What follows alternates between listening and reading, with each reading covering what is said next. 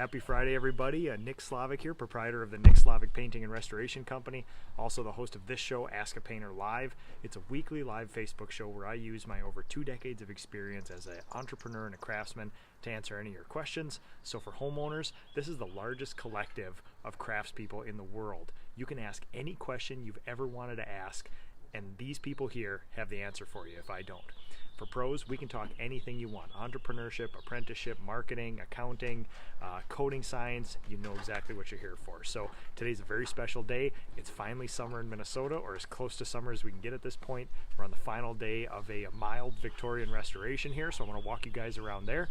And then we're going to talk about my exterior SOP, my standard operating procedure.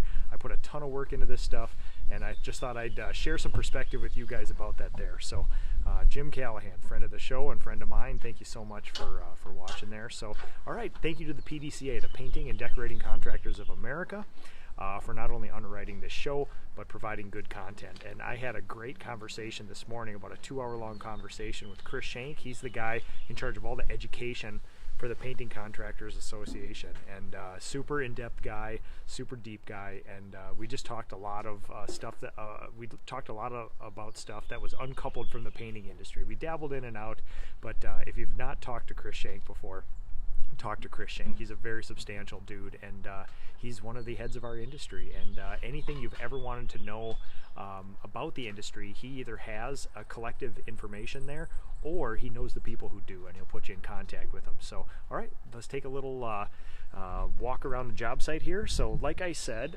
this is the third and final day of the Victorian restoration here.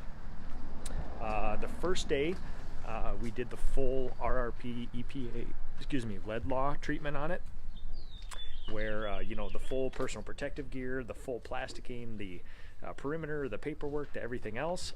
We got that taken care of, and then we turned it into a standard paint job. So this one is 2 colors, a beautiful kind of deep bluish gray and the white trim like that. Very striking combination here. The second day we did all the siding on the house, and then the third day here we're just wrapping up the trim and the accents, a few things like that. I'll take you around this side. Asha and Steven are doing this north side here, working super carefully around all the wires back here. Lots of fun. Take you around this side here. It's beautiful. I love all the fretwork and the decorative stuff on this side of the house. You can see we got all our ladders staged so people can kind of hop from one ladder to another, knock and trim out here. We got our main headquarters kind of over here. You can see everybody here keeping nice, clean, we call them steps and lanes with all our paint here. So we got the colors, the cans, the brushes, and everything separated so they don't intermix. Not a big deal when we're dealing with 2 colors, but when we have white primer, gray primer, bluish gray top coat, and white top coat, you know, you can mix them up a little bit. So bring our portable scaffolding so production manager and I can work here, get some stuff done while everybody else is working on the house. Beautiful decorative shingles here. I had a carpenter come here. The tornado actually hit this house last year, and we were actually all set to do this house. We had the paint and everything. We had you know, $3,500 worth of Benjamin Moore's finest, and tornado hit this house. So we came back this year to finish it up. We had all the paint and everything ready to go, and you can see up top there, they're already complete up there. They've got all the plastic off the windows, ready to go. We'll go through the kind of garden back here. About a third of the people are just having lunch or finishing lunch. Everybody else is trying to get through all this trim work here. We separated the sides by crew, so each crew had a different side of the thing here. They're actually on the last bit of fixing this chimney here too. They're doing the final coat of trim over here. Let's see, we'll go all the way down to the end here. Really nice combination too of the white trim is always looks good here. Nick May, finally a beautiful day. That's right. That's right. So we had one rainy day this week, but not too bad. It's sort of May in Minnesota. I shouldn't complain. Could be a lot worse, I suppose. So, all right, we'll go back around and we'll talk SOPs. And if you guys have any questions about, you know, this historic restoration process, how we manage it with a big company, obviously you can ask your questions here. Yes, Clinton, organization is key. So as a way to sort of, get the dust off of everybody's tools and processes, we always do a job or two together as an entire company first thing in the year. This one is it. So I think we have 6 or 7 crews here, and they are all dispersed. We assign different areas of the house. They set up their own little job sites. Like you can see the totes here. We have yellow crew with the yellow duct tape and red crew right behind them. A simple series of totes. They set up their own job site and they operate out of that job site. They pick a side of, well, they don't pick a side of the house. I assign them a side of the house, and then we just process through. So we take what is a really, really big, intricate sort of Victorian house, and we basically divide it up into small little segments. So Ryan, yes, so we had about 12 people for 2.5 days, 2 2/3 days, give or take, Ryan, if that answers your question, how many man hours. So okay, standard operating procedure. We unveiled our brand new SOP, our standard operating procedure for the exterior processes this year. And this is the first house that we're making sure that we're following through on it. So we've always had SOPs for the company. They've always been very simplified, written checklists, things like that, but there's not a lot of gaps filled in. And on these, I filled in a lot of the gaps. Now, what you don't want to do, hey Tyler, how's it going? What you don't want to do is make this incredibly big, complicated sort of SOP. And so what I did was I have a PowerPoint presentation that's about 80 slides that details everything from greeting the client to packing up your truck and leaving, every little bit in between. And it's got videos and time lapse, a whole bunch of other stuff. That's not what we have in our written SOP. It's a very simple checklist, but then the checklist, if there's questions, is sort of broadened out a little bit. So I'll go through a beta version I have here. This is exterior deck. So this is my only one that I have right now. It's a beta version. Like I said, everything's fully laminated, but the crux of all these things is a checklist. So basically 25 years of experience boiled down to a simple checklist. Everything from greeting the customer, creating a plan for the project, before pictures, setting up a shop, to loading up the ladders and getting out of there.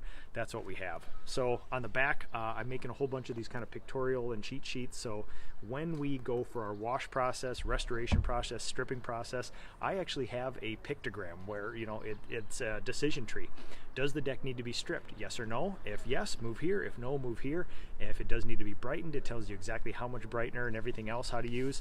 So we try to make it as easy as possible. So something I'm very proud of now. This is the unbound version of my standard operating procedure. So I have this heavy laminated, double side color copied here. I laminated all this stuff myself this morning. We got a laminator at home, heavy 5mm lamination, so super thick, weather resistant, can't really tear this stuff at all. And basically, I'm going to take this to get spiral bound this weekend. What we'll do is, not only is this weatherproof now, we want it to stay together. So instead of just having a 3-ring binder or something like this, this is the beta version, 3-ring binder will hold it together. But what I really want, you got to get that really tight spiral bound, and preferably metal if you can, to hold this sucker together. So basically, in a standard operating procedure, this goes a little in depth. It's not too bad, but again, the crux of all this thing is flip that guy around. Sorry, I'm in mirror mode right here, so everything I do is mirrored. So basically, the exterior checklist is that we divide it into prep, painting, and then de-prep and cleaning a house. And you can see we're a company that's super heavy on prep, give or take. So, and one of the most important things about these checklists and these SOPs for my people is that you see that there we go, 3 secrets to a perfect exterior project. Number 1 is common sense, number 2 is hustle, and number 3 is do each task 100% before moving on to the next. So one thing that you have to say about these SOPs is that if you just give one of these to somebody without properly training them in it, giving them context, this is completely worthless. So this will get a painter 70% of the way there. 30% of that is their common sense included into this, and then you get a good job. So number 1, always a checklist like this. I also have these standalone for everybody so they can tape them to their totes on the lids, things like that. So there we go. There's the 3 secrets to a perfect exterior project. I want that after the first page so they understand that. We have a standard exterior primer in 3 stocked colors in our shop. Wonderful primer. I use them all, but that's readily available, inexpensive, and it's never failed me. We have a standard top coat. This year we're going to some super paint, flat and low luster. Also, like me, some Benjamin Moore extender, because we do quite a bit of hand brushing, including this project. And especially with stuff like this, it lays out exactly how much per gallon, how to mix it, little tips and tricks and things like that. So this just gives people some context about what to do. We have our standard trim brush, siding brush, chain kit there. Pat Coy, Nick, what is your morning routine? I tell you what, I'm gonna get through this SOP and we'll talk about that there. Next step is, first step is always greeting the client. What we do is we greet the client, introduce ourselves. Every one of the people in my company has one of these calling cards here with their name and phone number on it, and it's basically the first point of contact. The second point of contact would be Holly, the client concierge, and then the third point of contact, me. And they basically just verify the scope. So we're here to paint your house, 2 colors, grayish blue on the siding, white on the trim. Are we good? We're good. So moving on to the next one here, we create a project plan. So this is something brand new. This is something brand new to my company here. We make one of these for every person for every hour of the day, not only to sort of let people know what a project should look like, but also to set a goal. In the recent past, I've had my crew leaders take these over, so I don't have to do this for 15 to 20 people in the company every day. For the exterior stuff, I bump in and out, but basically this is a micro goal setting every hour, every day, so people kind of know where they're standing. Then we do before pictures. Before pictures are very important to the company, not only for me for marketing, but also we want to chronicle the entire job. What we're looking for is paint all over the driveway, paint all over the shingles. We do an 8-shot method, which is basically the 4 dead-ons and then the 4 diagonals, and that basically chronicles the entire job. We set up a shop. Set up a shop is very important. You can see down here, they do that wonderfully. We have a series, a very simple series of totes to do that, and they basically lay it out, and so everything's easy and accessible to get to. I give them a lot of tips for how to lay that out, give or take. I also give them examples of job sites that I've also laid out on where to put the shop and things like that. Another example of a clean job site, you can see the cans all in a nice order on this one here. Morning crew meeting. So for those of you who tuned in this morning, you saw a live version of this. I did this on Facebook. So since I'm running this job site, which is something I don't do that often anymore, but I just wanted to lead by example and show people what to do. I did a live version of explaining to people what our goal is today, how we're going to accomplish it, and some things to work on too. So you guys can look up that video if you like. Step 6, moving the client's personal items. Step 7, cutting back the bushes. Pretty simple stuff, but again, if you forget that stuff, it's not a good thing. And again, one of the something from me that I've noticed is that my clients really like their landscaping, so we go through a little extra effort to sort of get their bushes all in order there. So Jamie Hansen, thank you very much. Jamie's our gator connection. I got a boy named Gator Boy. He loves alligators so much, and Jamie always hooks him up with gator stuff from Florida. So take down the exterior house lights.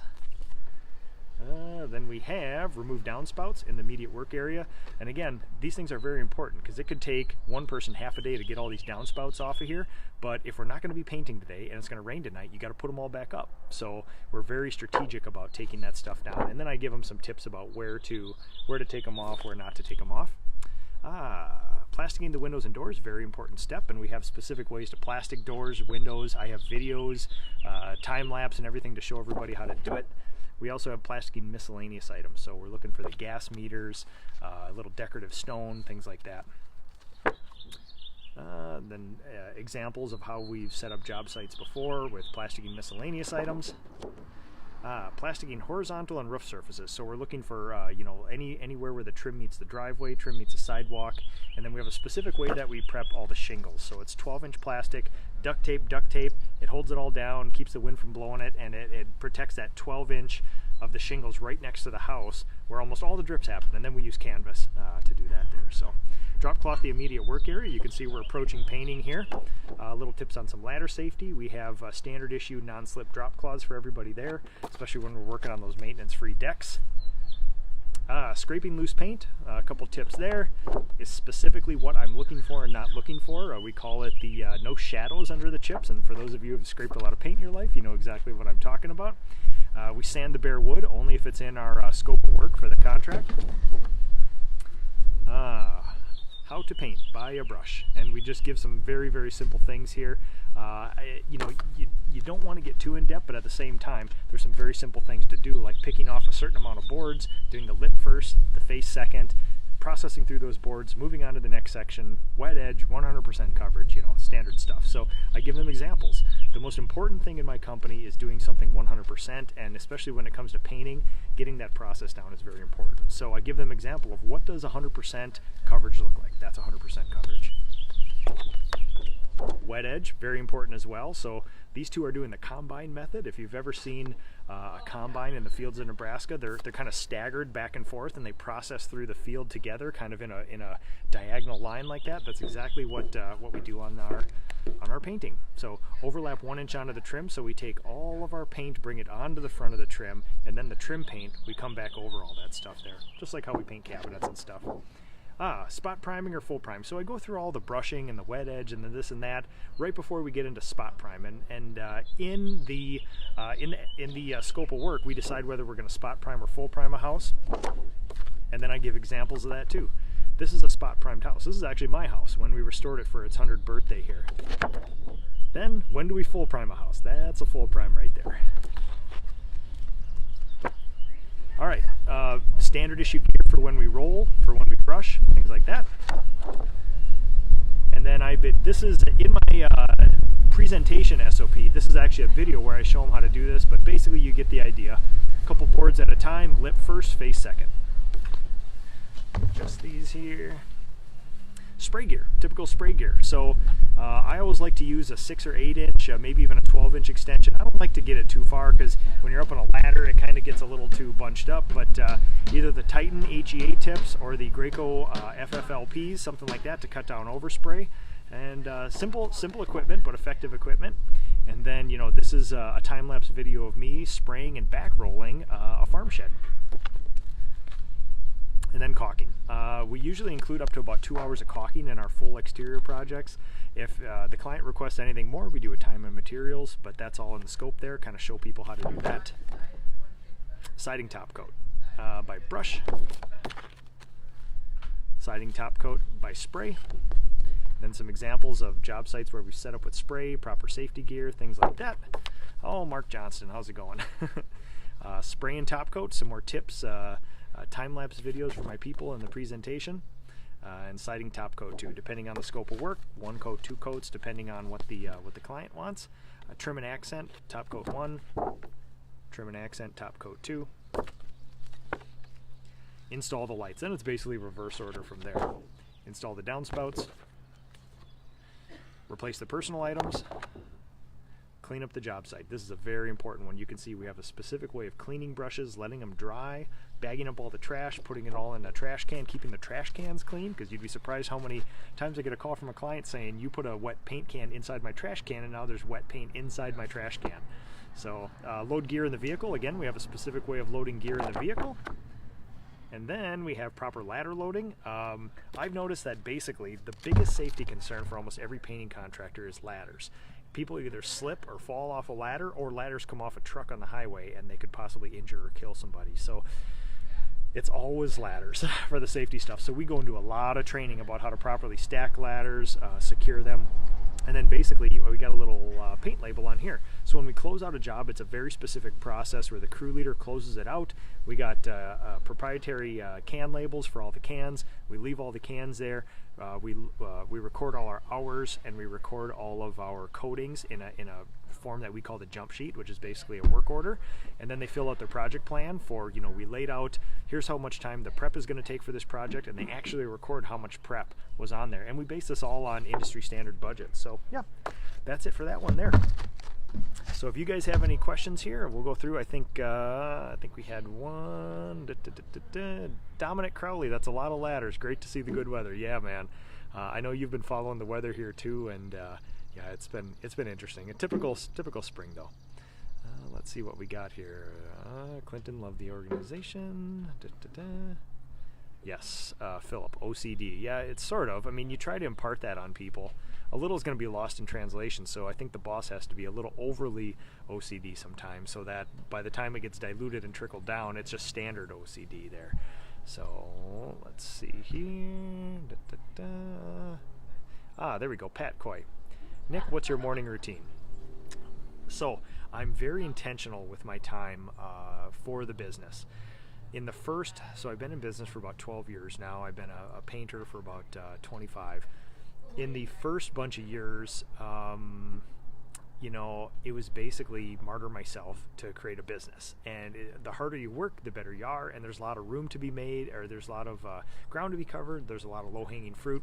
So just by white-knuckling it and just going as hard as you can for a couple of years, you can grow a pretty good-sized paint business and a very effective paint business.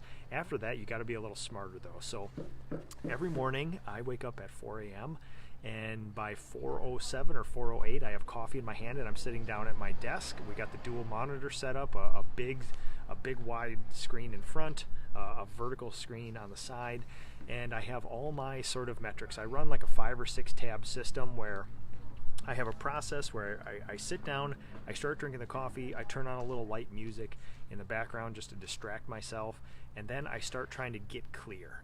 And getting clear is basically Facebook messages, Instagram messages, Instagram replies, Facebook replies, Twitter stuff, basically every way that people contact me outside of email or phone calls or text. I start going through that stuff to start trying to just work through it so they don't build up. And I want to do this in a timely manner. So people who watch this show have probably got the buzz on the phone from me very early in the morning. That's where I sort of go through those messages, and I get a lot of quote requests through Facebook and stuff too, so I want to handle those. And as soon as I go social media clear, which is basically unburden myself from all the little messages and notifications that we do, then I start working on the hard stuff, which is, then you go through some text messages. I start recording some phone calls, see if anything is really, really urgent, and then we start the emails. And I was talking with Jason Paris a couple weeks ago about this too, about the number of emails, and I was thinking that I get about 60 emails that I have to act on, or I need those to act on them to move something else forward in a day. And my rate is about, I want to say it's about 10 emails an hour, give or take. I can do something super substantial. I can fix a problem. I can give somebody an estimate. I can do something, but I can do like 10 an hour. So I average about every 6 minutes I can fulfill a task that somebody asked me to, or I can ask somebody to do something for me and something like that. So it doesn't seem like a lot of emails, but when you figure 6 minutes on an email to do an estimate or something like that, it's not too bad. So yeah, I start going clear, and usually by about 5 in the morning, I have technically got clear with all the things that I can do without talking to another human, because obviously it's still too early and I have to wait for some people to wake up to actually return phone calls and other things. And then I start on my sort of to-do list for the day. And a lot of it recently has been going over project plans. So what I did in the first part of the year when I first started doing project plans was I would sit there and I would create all of them. So I'd look at, like I told you about, my 5 or 6 tab process. So on my vertical monitor on the side, I have my crew schedule. I have 9 crews laid out. We're running 6, probably 7 right now, really. We have kind of a floater person right now. And it's all color-coded, and it's all labeled by day, what project they're on. The next one is my calendar and my production manager's calendar on Google. We kind of can see all that stuff. And then the bottom one is my dashboard. It's a Google sheet that I made that basically lays out, here's all the jobs that we're waiting on. They're inside, and then by inside we categorize them by, just simple wall jobs, cabinet jobs, new construction, remodels, and then we have the exterior queue. We call that the queue, where it's full houses, it's decks and porches, and then it's some miscellaneous stuff. And that's a constant thing, and we have a checklist between me and my production manager where I think there's about a 6-step process to get a job ready, and I can see there by how many X's that she's been checking off what jobs are coming up in the queue and getting ready. And then basically I just look at my crew schedule, pick out a job. We're going to the Holman project, and I'll pull up that project plan, see what they did yesterday, see if anything was way off, make sure that they made a project plan for today. And that's sort of my way of just sort of like tracking the entire company, setting a little micro goal for them, seeing if they can meet it.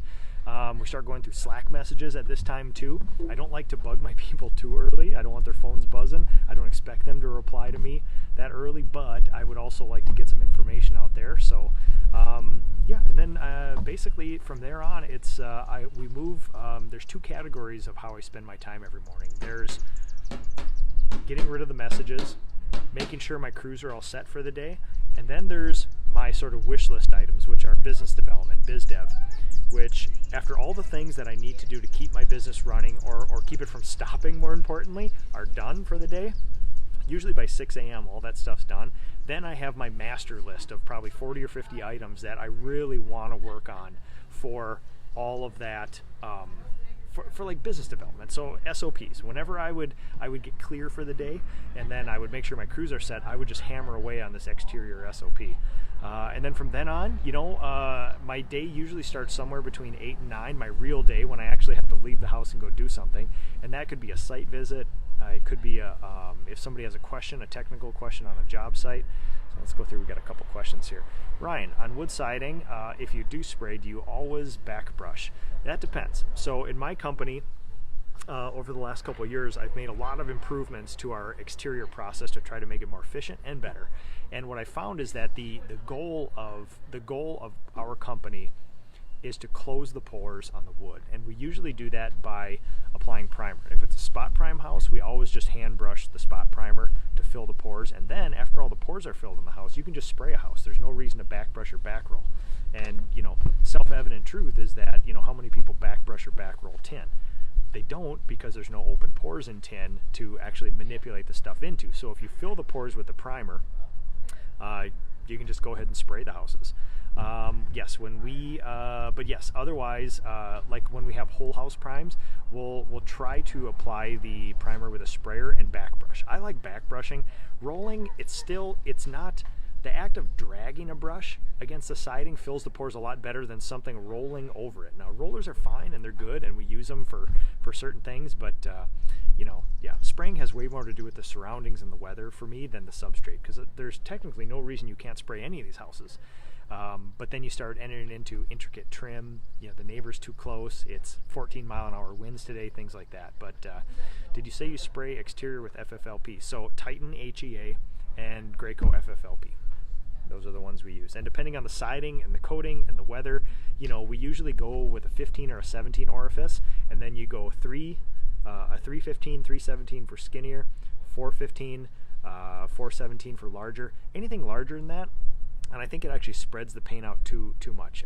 My philosophy is get it down usually about a 415, 417, and you can concentrate the paint in this, and it may take you, in a section of siding like this, it may take you one more pass, but the paint is more concentrated. If you take like a 617 or something like that, I think it spreads out the paint too far, and you're not getting good coverage, and it's not kind of working its way into the lips and stuff either. So. Mike McGrath, Google Drive and Slack. Yes, so the basis of my business is Google Drive, and I only implement a app when we absolutely have to. So we have an app for time tracking called Time Station. I know a lot of people use T-Sheets and stuff, but I think T-Sheets is probably a little too robust for what I need. All I need is the ability for my people to pull out their phones, hit a button to punch in, hit a button to punch out, and that's it. And as long as it tracks it for me, I'm fine. I don't need integration with anything else. I don't need it to I think a lot of people use it for project management and things. It's just not something I need to do. I like to manually do all that stuff. So we have a very simple system in the business, and there's still a couple points of manual entry that I have to do, but it's my check on the business then. It forces me to make sure and actually look at the numbers, enter them in somewhere, or copy and paste them in there to actually see what's going on with something like that. So yeah, that's the basis of the business. And then we do Slack. Slack's a wonderful thing. Now I know that people do some pretty robust things with Slack. All we do is use Slack for text messaging. There's basically just me, everybody else. We message about projects. One of the most useful things that we use Slack for is the 3 p.m. daily update. Every crew leader at 3 p.m. sits down, they update their jump sheets, which is what did we get done today, how much time did we use, how much coatings did we use. They put notes on sprayers, pressure, and tips and things like that. And at 3 p.m. they sit down and they basically say, on this project, it's 90% complete. We've used 85% of our budget. Here's the things we got done today. anything else that they need. Just a simple update so that when we make out the schedule, our production manager Holly sits down in between 3 and 4. She gathers all that. Holly and I have a quick call in case any of the schedule needs to be hashed out, in case one project is moving too fast, too slow, somebody needs assistance. She puts out the schedule usually by 4 o'clock every day, and we just rock and roll the next day. So it's kind of a nice little check-in with all the crews to see what they need, and it's a great little process. But again, this is for my people, for my business, for what I'm trying to accomplish. A hallmark of our business is simplicity and low overhead. So up until this year, it was basically just me doing all that other stuff. This year we added client concierge Holly, who's basically the production manager, and she's taken over a lot of the admin roles and the production to free me up to do sales and, more importantly, training, which we're here for. So, all right, everybody, I think that's going to be it. We're on the final stretch of this project here. We're going to finish up some trim, and we're going to call it a week. It's a nice, clean break, which I love to see. One of these weeks where not a lot of projects went into other weeks, we can figure out how much revenue we made very easily. I like it when it's nice and clean like that. So again, thank you to the PDCA, the Painting and Decorating Contractors of America, the Paint Contractors Association. Love those guys there. I'll actually be down there in a couple of weeks to film my master's class, the Modern Apprenticeship. Haven't decided what we're going to do with that yet. I would actually like to get some live events going for some painters, not only in my state but around the country, so we can actually tackle this whole labor crisis thing in our industry. And we've had some pretty good results here, and I think I'd like to share them with a lot of people to see if it'd work for their companies too. So thank you to the PDCA for all of that. Look for that coming up shortly here. Let's see, Mike McGrath, what kind of timekeeping do you? Oh, that's Time Station, Mike. It's one word, Time Station, the app. So thanks everybody. If you got any other questions about my restoration process, or what we call the reasonable restoration, any of this other stuff, my project plans, my SOPs, whatever, you guys know how to get a hold of me. I'll be checking this later on, but we're gonna knock this project out, and we're all going home after a good hard week of work. So thanks everybody. Have a good weekend, and we'll see you guys next week.